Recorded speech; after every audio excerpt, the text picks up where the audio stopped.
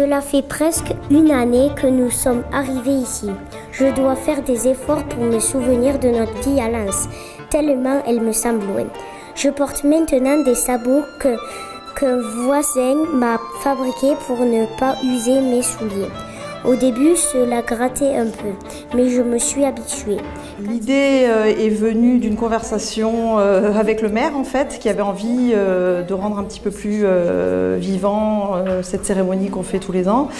Et puis que pour le centenaire, les jeunes puissent un peu s'approprier, en fait, l'histoire et puis ce qui se passe dans leur village, en fait. Par contre, on leur a juste demandé d'organiser quelque chose pour le centenaire, mais après, ils étaient complètement libres de ce qu'ils voulaient faire comme manifestation. Voilà.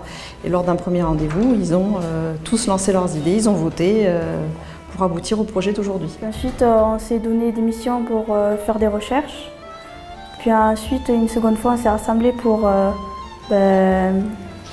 rassembler nos travaux. Et puis à partir de là, on a commencé à travailler sur les panneaux, les textes et tout ça.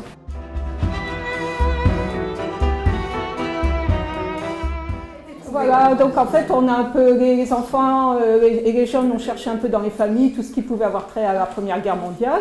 Donc il a été trouvé donc une baïonnette, des témoignages de poilus donc dans la famille de Monsieur le maire, René de Dieu, donc un cousin qui a écrit à sa famille. On a élargi un peu nos recherches aussi à tout ce qu'on pouvait trouver ailleurs, donc médiathèque, internet, etc.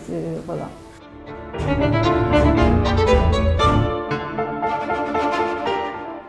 Pour le centenaire de l'armistice, on trouvait que c'était bien de marquer le coup. Et après la première réunion, du coup, on s'est départagé un peu le travail. Nous, on a fait des recherches sur Internet, tout ça, avec ce qu'on savait.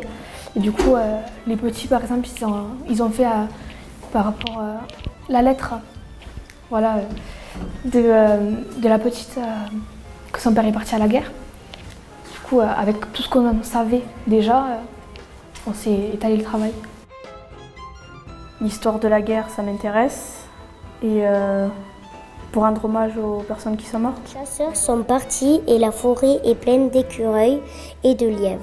Jean y passe son temps depuis qu'il a appris à poser des collets pour les attraper.